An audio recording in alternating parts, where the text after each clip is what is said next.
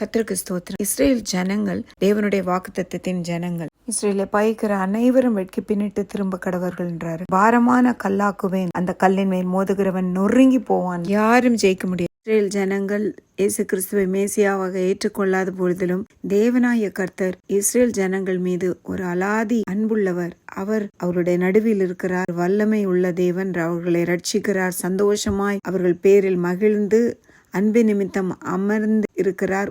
அவர்கள் பேரில் கம்பீரமாய் களி கூறுகிறார். செப்பனியா 3:17 சொல்லப்பட்டிருக்கு. எல்லா காலங்களிலும் இஸ்ரேல் ஜனங்களை அதிகமாய் நேசிக்கிறதான தேவன். அவர்களுக்கு என்று அவர் has a very special place for them. அதே மாதிரி இஸ்ரேல் நாடு சிறியதா இருந்த பொழுதிலும் எல்லாவற்றிலும் சிறந்து விளங்குறது காரணம் தேவன் நேசிக்கிறதான அந்த இஸ்ரேல் ஜனங்கள். When compared to India, Israel is 146 times smaller than India. The area of Israel is 20,000 square kilometer, whereas India is 32,087 square kilometer big. But see the growth and see the difference. When God leads a country, it's so mighty and powerful and prosperous in every aspect. பிரஜாதியான நம்மையும் தேவன் தெரிந்து கொண்டபடியால் இஸ்ரவேல் ஜனங்களைப் போல நாம் தேவனை நேசிப்போமானால் நம்முடைய தேவன் நம்மை பராமரிக்க வல்லமை உள்ளவராயிருக்கிறார். அவர் நம் நடுகில் இருப்பார். நம்முடைய குடும்பத்தில் வல்லமையாய் செயல்படுவார். நம்மை ரட்சிப்பார். அநாதி சிநேகித்தால் நம்மை சிநேகிப்பார். மட்டுமல்ல காருண்யத்தினால் இழுத்துக்கொள்ளுவார். நம்ம கட்டப்படாத நம்முடைய குடும்பங்களையும் தேவனாகிய கர்த்தர்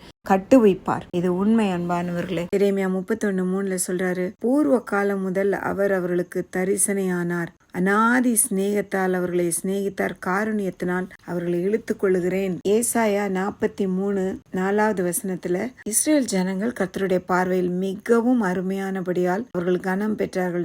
எல்லா யுத்தத்திலும் கர்த்தர் இஸ்ரேல் ஜனங்களோடு கூட இருக்கிறார். இஸ்ரேல் ஜனங்கள் தேவன் தெரிந்து கொண்டவர்கள். அதனால கர்த்தர் அவங்க முறுமுறுத்தாலும் அவங்க கர்த்தருக்கு கீழ்ப்படியாம போனாலும் தேவன் ஒரு நாளும் அவர்களை மறக்கவில்லை. அதே போன்றுதான் நம்மை தெரிந்து கொண்ட தேவன் நம்மை விடவே கூடாதுன்னு அவர் கடைசி வரைக்கும் நம்ம கூட வர்றதுனால இந்நாள் மட்டும் நாம் நிலைத்து நிற்கிறோம். அல்லேலூயா. கர்த்தர் பெரியவர். இந்த கொரோனா வேதனையான காலங்கள் எல்லாவற்றிலிருந்து தேவன் நம்மை தப்புவித்தார்.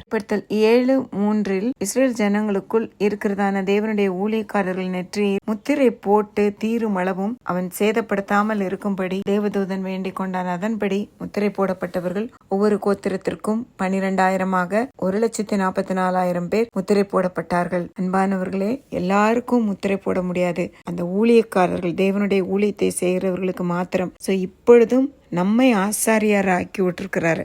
நம்மை ராஜாக்களும் ஆசாரியர்களும் ஆக்கி இருக்கிறார். அதனால ஒவ்வொரு ஆசாரியன்னா ஒவ்வொரு ஊழியக்காரன். நம்ம தனித்தனியா ஒவ்வொருத்தரும் ஒவ்வொரு ஊழியக்காரன். நம்ம ஆண்டவருடைய ஊழியத்தை செய்யணும். கர்த்தர் அப்பொழுதுதான் நம்மை அங்கீகரித்து நமக்கு முத்திரை போடுவார். எப்பொழுது இந்த பூமியில் பரிசுத்த ஆவியினால் முத்திரித்தாரோ அதே போன்று ஒவ்வொருவருக்கும் அவரவர்களுக்கு ஒரு நாமத்தை கர்த்தர் கொடுத்து முத்திரித்து நம்மை பரலோகத்தில் சேர்த்துக் கொள்வார். அல்லேலூயா. நாம் தகுதிப்படுவோம். இஸ்ரேல் கோத்திரம் ஒவ்வொன்றிலும் இருந்து 12,000 பேராய் 1,44,000 பேர் 1000 வருட அரசாட்சியிலே உபத்திரவ காலத்திலே அவர்கள் பலுகி பெருகுவார்கள். இந்த உலகத்துல நடக்கிற எல்லாத்தையுமே பார்த்தா தேவனாய கர்த்தர் இஸ்ரேல் ஜனங்களுக்காகவே சகலத்தையுமே பண்ற மாதிரி இருக்கும். ஏன்னா கர்த்தர் அவங்களை அவ்வளவு நேசிக்கிறார். அதனால இஸ்ரேல் ஜனங்களை யாருமே தொட முடியாது. இஸ்ரேல் ஜனங்களுக்கு he has got a very special place.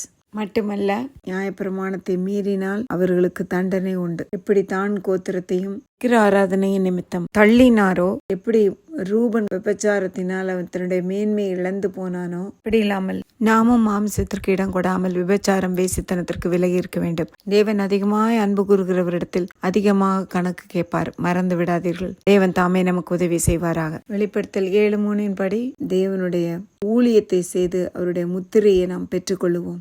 Hallelujah. Amen.